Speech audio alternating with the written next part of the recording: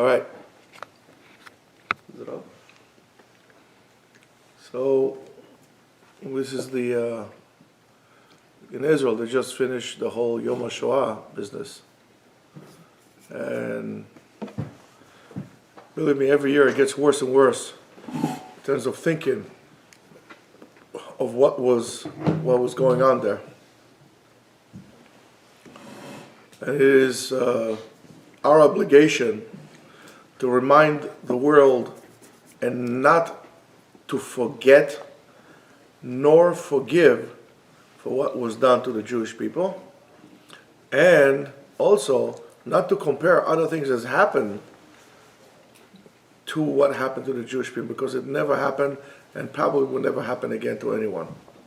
With all the pain that they have and what's going on in Ukraine, it's nothing like happening in the Holocaust. I'll tell you that for sure. This week is Parashat. Which Parashat you done? Acharei Mot. Parashat Acharei Mot, usually everybody talks about the two sons of Aaron, Nadav and Avihu, and so on and so forth. I want to take a different turn this year, maybe.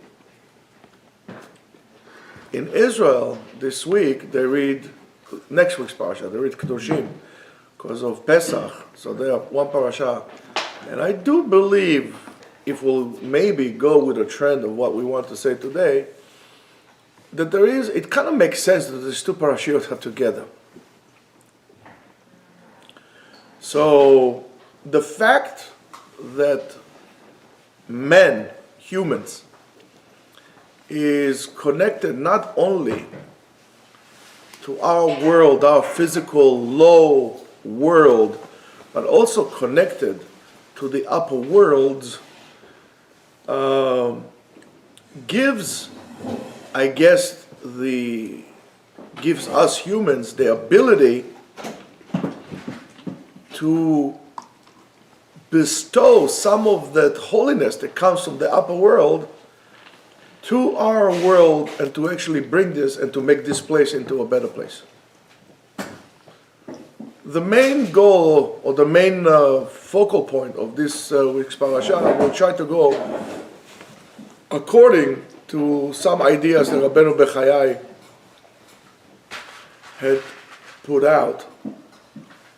And I think that something, when I was going through it, all of a sudden I saw like a little light coming out in the box up here. The Torah says, "Bazot yavo Aharon el hakodesh." In that fashion, Aharon will enter the holiness. How? Befar ben bakar lechatat ve'ay le'olah. Two different types of korbanos, sacrificial animals. Then it says, "Kutonet bad ilbash." He's going to wear a robe from cloth. Bad kodesh ilbash u'michnaseh bad, and pants. There's going to be al besaro, going to be on his flesh. U'be'avnet, with a sash or something like that, he's going to wear it. U'bemitznefet bad, and a hat made out of cloth also he's going to put on his head. Bigdei kodeshim. These clothing are holy clothing. Ve'rachatz b'mayim besaro u'levesham. He has to go to the mikvah before he puts this clothing. Now, when you read this, it's kind of all of a sudden, when you pay attention to this, I don't know, for me there was few things that came out like right away. What came out right away is like, that's clothing, man. I mean, such a ritual about clothing. I mean, we're not wearing some kind of a kimono or something, a ritual. It's just clothing. It puts clothing, right? What do you want him to do? Why does he have to wear this clothes all together? And why does he have to wear it like this? And why the Torah tells me to wear it in that order? So in the Perush to Pasuk Daled, Rabbeinu Bechayai say the following: Yadua ki chelkei aguf ha'adam shlosha. There are three different parts or sections in the human body, and these are keneged shloshet chelkei hametziut. against three different parts of reality. וזה להורות, and this is to show us, כי הוא כולל כל העליונים והתחתונים. Mankind includes within him both heaven and earth. So when you, which is it's an amazing idea. So according to this comparison between the parts of the body to the three parts of reality, as we say, Rabbeinu Bechayei explains on the list of the clothing that we had in Pasuk Dalet, and that's what it says, "Umichnasei bad ihiyu al besaro." The pants gonna be on his flesh, and now he says, "Veze mimotnav velemata shu hachelek hashafel sheba'adam." From the hips, because we do know the hips don't lie. From the hips down, that's where the pants will come. Let's say he wants to wear the pants up here. No, from your hips down. Why? Because that's the lower part in terms of quality, not in terms of location of your body, right? These are the things that you do, not the best of all actions of your body. That's where your human sewer is and some other exits like that. That's the lowest part in your body in terms of, again, spiritual quality. Ube'avnet bat yachgor. He's going to wear a sash on his, over it. And that's he called emsaut haguf, and that's the middle of the body. So right from your belly button up, keneged haolam haemtzai, to correspond with the middle world. Ve'u chelek olam hagalgalim, and that's the heavenly words, the skies and so on and so forth. Ubemitznefet bad itznof, right? The mitznefet is imagine like a chef's hat that he puts on. Derech hamitznefet la'anicha berosho. The way to place it is in your head. Ve'arosh hu hachelek ha'elyon ba'adam. Your mind is the superior part in who you are. That's in your thought, your intellects, and so on and so forth. Ve'u mechuvan keneged olam hamalachim. This is against the spiritual world. Corresponds with that. Shu elyon v'nichbad min hashar. That's the most superior reality of all other realities. So there is the world here, the sky, the rest of the universe, and then above and beyond the universe, outside of the envelope of the universe, that's where the spiritual world exists. Which of course does not contradict anything that you would learn in basic quantum mechanics, in terms of how the world is, or the universe is, and so on and so forth. So now, if we say that the pants are corresponding with the lowest part of your body, with the most, call it behemoth part of your body, which correspond to this world that we live in, right? And the belt is keneged olam haemtzai, as we said, and the head for olam hamalachim. So okay, yofi, chazak u'baruch. But what's the purpose of that? What's the reason that you compare between this to this? Why did Rabbeinu Bechayei says that? What's the purpose? And it says that mankind, kolel kol ha'elyonim v'atachtonim, includes everything that is in the heaven, above it, and here on earth as well. And he writes the following: Mizeh yesh lo koach le'amshich habracha. Because of this combination of including everything within him, he has the ability to draw down the blessing, velashpia koach elyon batachtonim, and to bring about, call it the heavenly energy, from up above, from above the universe, down to this earth, and make this place into a better place. A malach cannot do that. An ox cannot do that. A human could. And it says, Af ki HaKohen HaGadol HaMeyuchad LeAvodat HaMikdash, right? Even though the Kohen, which is the high priest, does that, the fact that the person is not only connected here, but also connected over there, that's what gives you the ability to pull and to draw down the bracha down. However, you should know that because of this connection, you can also, God forbid, go back up and go the wrong way. Lehavdil, chaz v'shalom, to say, I don't want to compare it. Let's say, for example, you have a sewer line. The job is to move things out. What happens if it backs up? It becomes a catastrophe. You have to call Yonatan, he gets his people in, right? And saves the day, right? Now, lehavdil, it happens like this also. If we have the ability to pull, because we are this creature that exists in all aspects of realities, and there's more than one reality, and we're able to pull it down, by doing the wrong thing, we can also mix it up. And that's the reason, by the actions that happen throughout the generation, there's a separation between the Yud and the Hey and the Vav and the Hey. When we do a mitzvah, we always say, Leyached Shem Yud Keh Bevav Keh B'yachad. To bring it back together. That's our intent. So we have to be very careful, because with anything good, there's an equivalent of bad against it in order to make it fair.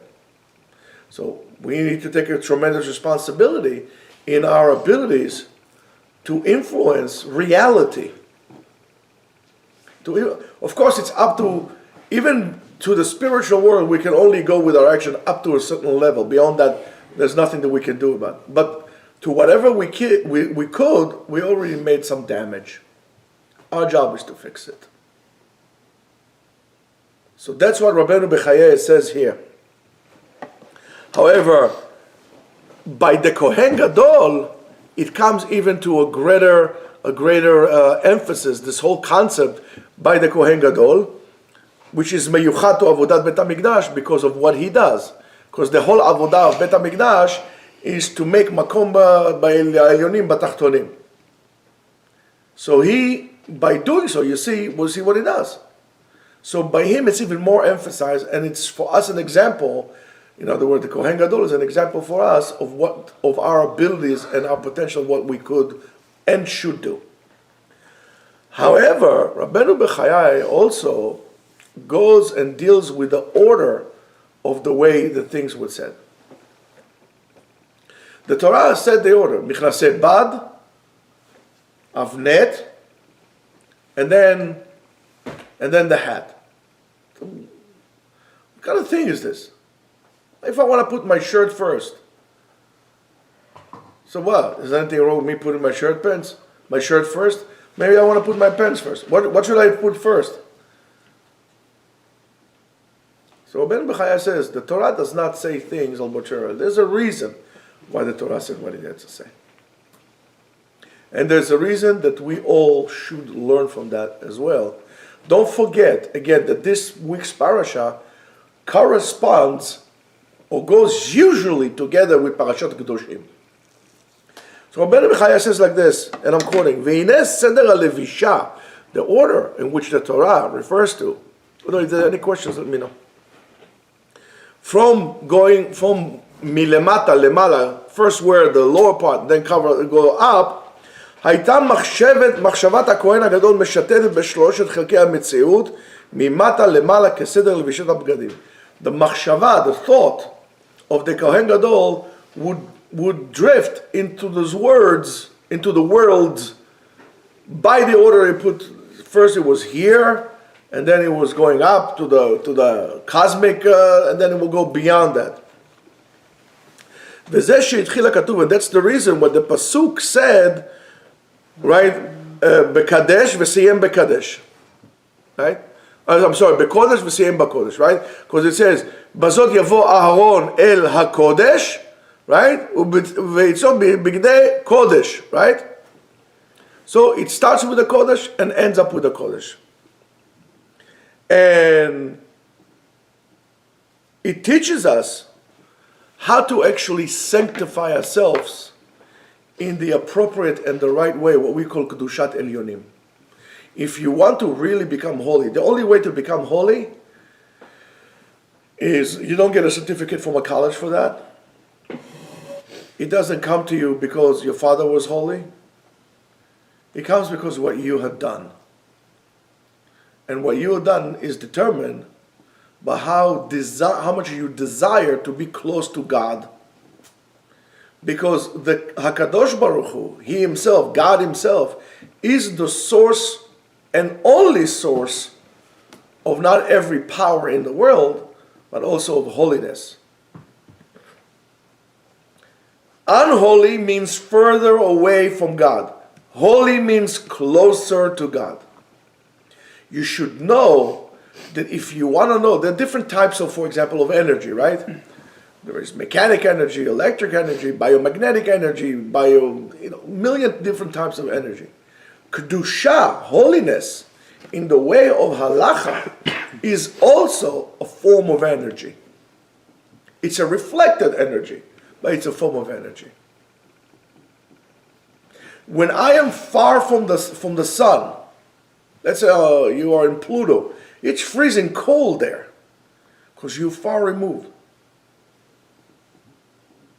But when you are closer to the sun, the energy that will come from the sun, you reflect it and you become also a heat source.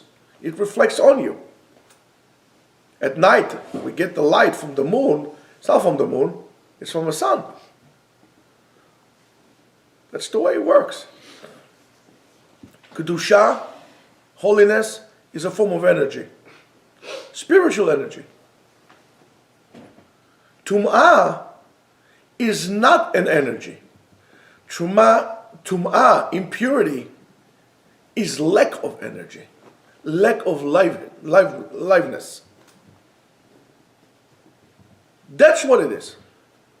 When we say powers of Tum'ah, I want to tell you it's lack of Kedusha. In other words, there's no energy there. So now what happens is, if you want to be Mekadesh yourself, is you have to be Mekadesh yourself by thinking about three different types of realities. In other words, if you want to be holy, now let's take the body and divide it into that. If you want to be holy, in other words, you need to think holy thoughts. First of all, as they say, quote unquote, you got to control your lower part. You got to get it, you got to sanctify it. You make sure that you use it only for aspects of Kedusha, only for aspects of mitzvah. And it needs to be covered. And you need to sanctify it, because these are holy clothing. Remember, the Kohen has to go to the mikvah before he puts his clothes. So first of all, you got to purify yourself. Then you got to get this under control. Like when you were young, the first thing that you do for a child, I mean, again, Kedusha is not going to come in a place of chaos. Kedusha comes in a place of order. And there is order in the world because God had put it into place. God did not create chaos. The concept of Tohu Vavohu is not chaos. So when you are a child, in order for you to start becoming a functioning human being, the first thing that you learn to do, and that's maybe your first milestone, is what? To control your bowels. Not what you eat. That's later on. So and you need to control this. You need to learn how to sanctify yourself. Controlling it means you're not going to defecate on yourself or urinate on yourself all the time, because these are aspects of Tum'ah. Then you grow up, you become older. This is one type of urge. Now you need to learn to cover it. Now you go into this part. And most of us spend our times, our years of youth and power on endeavoring and experimenting on different types of food. It's all about eating. It's Habibi, le'at le'at, ochal le'at le'at. Eat slowly. Sanctify your food. And when you get older, you need to start sanctifying and controlling your mind. You can't ask a 15-year-old to control his mind as much as you would expect from a 50 or 60-year-old. If you want to become a holy person, like a Kohen Gadol, if you want to come into the holy, needless to say the Holy of Holies, you need to be dressed up appropriately. And you need to dress yourself up, not only, so therefore those clothings that we wear are not just physical clothing. They are resembling of our spiritual clothing. That's why it is important to wear clothing of tzniut. The clothing that you wear of tzniut, the clothing that you wear are an indication of your closeness to God. And that we need to understand. It's something that you say about yourself, that I'm not a beast. I'm wearing those things because these are big day Kodesh. I mean, by all means, you will, I guess, not would have to, but would probably agree with me that if you're wearing a tuxedo or like a very fancy suit, you're going to act different than if you're wearing a wife beater and shorts and flip-flops. It's a different behavior. Clothing are important. It's very difficult for me to agree with someone to tell me that his wife is very spiritual. She's so spiritual she wears a bikini. Can't be. She's not holy.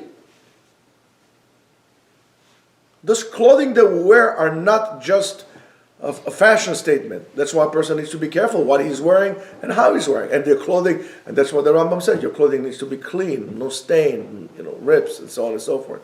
I don't understand the people who wear ripped jeans. I mean, you got to be an absolute moron to spend so much money to wear ripped clothes. It's not comfortable. I mean, why would you wear ripped clothes? So these are the things that he's talking about. And the way we put it on is according to this order. In other words, what he's telling you, there is no shortcuts. You can't have shortcuts. There's no jumping, steps or there's not in the process of becoming holy. And the way which would be, right, as he says, מחשבת הכהן גדול משוטטת בשלושת חלקי המציאות, ממטה למעלה, right? As you wear your clothes, once you wear your clothes in an appropriate order, according to Rabbeinu Bechaye, he says, ואם הלך בדרך זו, if you wore it appropriately, אז מחשבתו מתקדשת בקדושת העליונים. The ability of the Kohen Gadol not to lose his machshava, his mindset, when he's doing the avodah, depends on the way and the order that he wears his clothes. Right, Avner? Right. You want a pillow? No, no. Okay. Now, so the issues of the Kodesh, of holiness and sanctifying is very, very important and very significant in the psukim, the verses that starts our parasha. That's why the list of the clauses starts with the word Kodesh, as we say, Kotonet Badilbash and so on, and then it finishes, and it says Bigdei Kodesh, and these are Kodesh. So your clothing are are not just garments, are also items of holiness. They would reflect of how holy you are. So we can find, or if you look at this, we can learn from the list of clothing and what he says to be able to, by doing so, and sanctifying yourself and having a machshava, to be able to bring down the kochot elyonim, the superior powers, all the way down, and to do to do the pe'ula, to do the appropriate action, the way it should be. And the itkachut has to be from here, from down up. And then you see, you can, for example, start learning Kabbalah before you learn Chumash. There is an order. You don't join a dojo lehavdil and you get a black belt and then you work yourself all the way down. It doesn't work like this. There are no shortcuts in anything that needs to be done skillfully and appropriately and responsibly. You'll have to walk the walk. There's no way to do shortcuts. There's no way. You have to do it. So is to sanctifying yourself, to learning how to sanctify yourself. And so when you pay your clothes, now you might understand, all of a sudden, maybe I can now reflect on the halakha that tells me how to wear my shoes. I have to put my right first. I have to put my left after. I have to tie my left. I have to tie. Remember when we spoke about the difference between Japan and Israel? And Am Israel, right? Yesterday we spoke about this. That in Japan everything has a form. Everything is ritualistic. In the day-to-day, there are rituals. For example, I don't know if you know, but if you have a bowl of rice, you have chopsticks. Let's say 1 second you want to take your telephone, you're not going to put your chopsticks in and take it because that's a sign of death. Like it reminds them of the incense sticks that they put for the dead people. So they don't do it. There's a way how you're going to slurp your noodles in your mouth. There's a form for everything. Lehavdil in Judaism, we have the same thing. You don't have to go to Japan to do that. Everything in Judaism has a form and the right way to do so, and its gear, and the purpose of that is to do one thing, to help you sanctify yourself, and by sanctifying yourself, sanctify everything around you. So now for a person who is not Shomer Torah or Mitzvot, maybe it's hard to understand. But imagine what would you say if you used to if you used to be Shomer Torah Mitzvot, and now you're not? Now you need to understand what is actually you doing. You're sabotaging. Lacking awareness. Absolutely. Absolutely. And you're destroying it for all of us. It's like a virus. It spreads. It's rust. We need to make this place into. Listen, you're not going to make this world into a better world by eating a steak with butter. By following the halacha. So how do you make yourself? Well, first of all, I need to follow the proper halacha to cook my food. After I've followed the proper halacha to cook my food, I need to be able to consume it in the right way. I need to say a bracha rishona. The halacha tells you how to drink. Don't drink bevat achat in one shot. Don't fill your mouth up, and so on and so forth. By the way, this year is dedicated Leilui Nishmat. Chaim ben Victoria. No. Victor Chaim ben Chaya Victoria. ולהבדיל לרפואה שלמה of אבנר בן חפצי. ושאר כל חולי ישראל, and I forgot Gabby's daughter, but his wife's name, but for her as well. Anael bat Rivka? Anael bat Rivka. Oh, שיהיה לה רפואה שלמה. You understand? So all of a sudden, you realize how important is those things that you do. And then I make bracha achrona, and then I make brachot through the whole entire process, from shechting the animal, which I make the bracha, to salting it, to cooking it appropriately, to eating it with a bracha, to making a bracha after I'm done eating, to make a bracha asher yatsa when I'm done with the whole process of evolving the food. Now I made the whole thing into holy. I'm fixing that attribute that was missing in the world. And it all has to do with your clothing. Has to do with the order you do things. You can't skip things. You want to eat something, salt the meat. Cook the meat, and so on and so forth. So we need to understand what we're doing here. Now, there's another thing that Parashat Acharei Mot talks about, which really has to do, thank you, Motek. It has to do also with the Kohen Gadol, and that's really the avodah of Kohen Gadol in Yom Kippurim. Right, Yitzchak, you're going to be Kohen Gadol Be'ezrat Hashem. Now, the avodah of Yom Kippurim, really, we spoke before about energy. It really has to do with the energy of chesed, with an attribute of chesed that comes to you, which the energy of chesed is the koach, the force, that allows us to give. A person that is cheap is not Baal Chesed. A person that gives is a Baal Chesed. And the tremendous power of Chesed is really the power of healing. When you give, that's the ability to heal. That's why, according to the Rambam, a doctor should not ask for money. Hello, doctors. A doctor should not ask for money to heal people. Remember, every Jewish doctor has his Maimonides thing by it, but they just put it there for decoration. They don't actually, they should review it like once a week, at least. But, Maimonides statement, whatever it is for the doctors. All right? So, and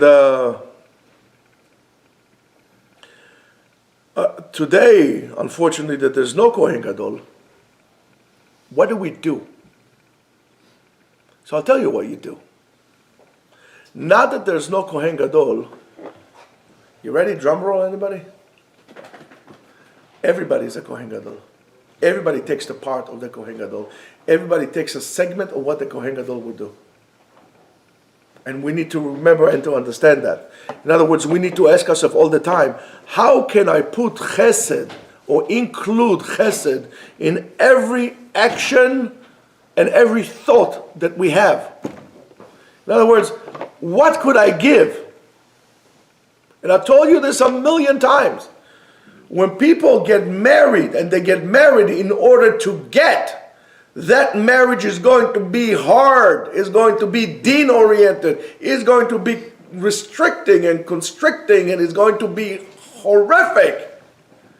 When you get married, and the reason why you get married is to create an opportunity for you to constantly give, all of a sudden, you have a good chance to have it. Why? As we know, the word man is ish. The word isha is a woman. If you're going to take the name Yud K, which is associated with chesed, you get esh. You get fire. Why? Because HaKadosh Baruch Hu only gives.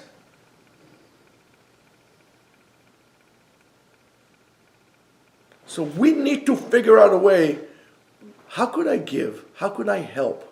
Where is the act of chesed within me so I can give, so I can share, so I can give? Not only you give me, you give me, you give me. And look what happens when we create a society that is based on taking. In other words, that you would give me and I would not give you anything. We have a deterioration of a society. And since this society that we live in becoming more and more of you give me and I get nothing, from both parts, both from citizens and the government, both want to see the other one as an opportunity to get, not to give. Well, we get what we're getting, and it ain't good. When the government doesn't ask itself, what could I do to serve the people better? Not my agenda, not my seat, the people better. When the people say, what could I do to serve this country better? When you don't do that, what you see today is just the beginning. And this is, by the way, when you do include the chesed, as we said before, you are entering the energy of healing through all the actions that you do. You're able to heal a person and heal wounds. I'm not talking like, Jesus, like healing. Talking about wounds, I'm talking about internal wounds. Bad energy that is within people. Like Aharon. This is the way to actually also go through the difficult days of Chodesh Nisan by doing what we call Avodat Hashem b'chesed. Of course, what considered to be Avodat Hashem? Right, Avner? The Zohar says at the beginning of his words, 2 psukim from Tehillim. What does he say, Avner? Well, start reading Tehillim every day. Ivdu et Hashem beyira gilu lefarav birada. Right? Tehillim bet. Tehillim bet. 11. Yud Aleph. Ivdu et Hashem besimcha bol lefarav birnana. That's in Tehillim Kuf 2. So 2 different Tehillim. And the Zohar is asking, how is it possible those 2 psukim go hand in hand? The first one says, Ivdu et Hashem biyira, gilu birada, Ivdu et Hashem biyira, with fear. Let's see, right? Worship Hashem with fear and rejoice with trembling. The other pasuk says, worship Hashem with joy, come in front of Him, rejoicing. How is it possible? Tchlit, make up your mind. Either this or this. Either this or this. Says the Zohar, what I've been saying all the time.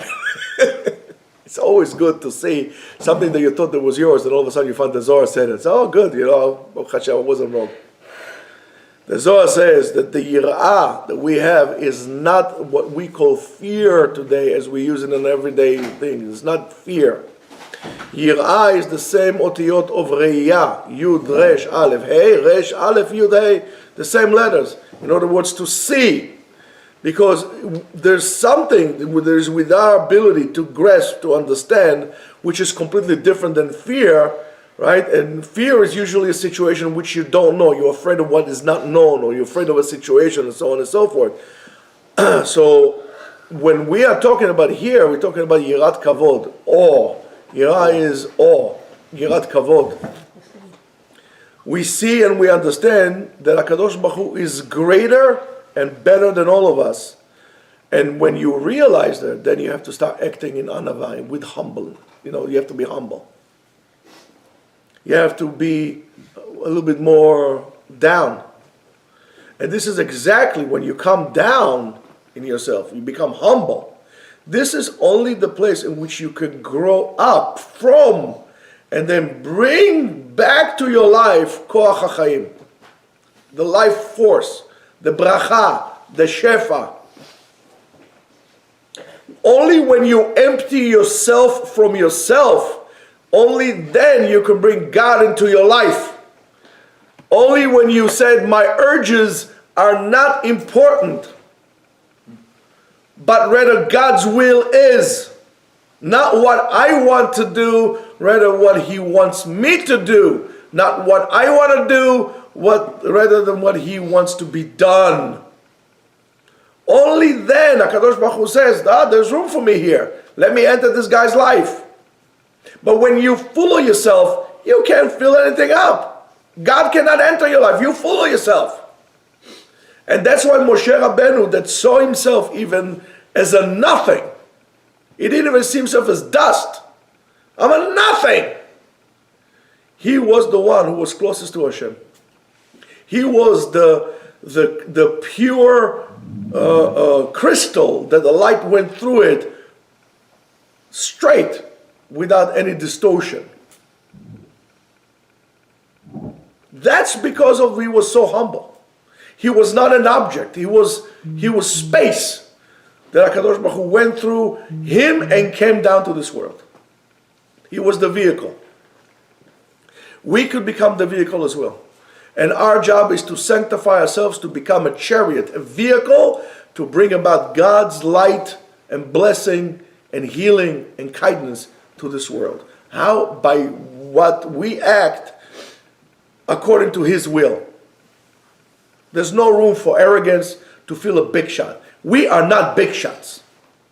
The biggest big shot, when he's 90 years old, still needs a finasteride and to wear a catheter, and he's in a wheelchair and he has somebody feeding him. It doesn't make a difference how big shot you are. How long you are a big shot?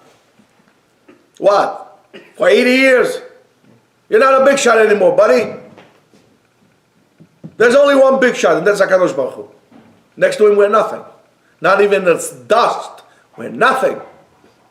When you realize this, now there's room for your life. Now you can allow yourself to do what HaKadosh Baruch Hu wants you to do. So Avodat Hashem that we do is not done for us. It's done for us. We're not doing HaKadosh Baruch Hu a favor. HaKadosh Baruch Hu does us a favor by giving us mitzvot. You're not doing a favor to HaKadosh Baruch Hu by not eating pig or not eating a steak with butter or eating shrimps. It's for you, not for him. You're not doing him a favor. And by doing that, trying to do Retzon Hashem, the will of God, it's a constant maintenance of flowing of energy from the upper worlds and bringing holiness from the upper worlds down to us. Because everything that happens because of a result. There's a cause and effect, and so on and so forth. And there are certain things that we do and certain things we don't do. And then but that depends on you. And that's why some people say, to some people the Torah is Samachayim, elixir of life. To certain people the Torah is Samamavet. The same thing, you can wear your clothes to sanctify yourself, or you can wear your clothes to unsanctify yourself, if you know what I mean. That's why it's important that if you love your wife, and if your wife loves herself and you, she should dress up in tzanua clothing. I didn't say ragged dolls, like a rag doll, like overalls. Wear something that it's nice, but tzanua. Of course, it will always be a question, why would a man would like to parade his wife like she's some kind of a camel in front of other people walking half naked? I don't understand. It's beyond me, I'll tell you that much. Imagine somebody, your wife goes like this, nice back open like this, somebody looks at that, when you look at my wife, I'll give him a high five in his face, turn his head 180 degrees. Why would you do that? Where's the Kedusha there? Where's the holiness there? Where's Retzon Hashem for that? So you can wear clothes and you can wear clothes, you can do things and you can do things, but is you doing it because of that's what Hashem wants or because that's what you want?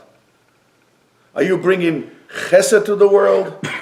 Are you bringing kedusha? Because if you're not actively bringing kedusha to the world, the tumah comes in. There's no place that it's, neutral. It's either this or this.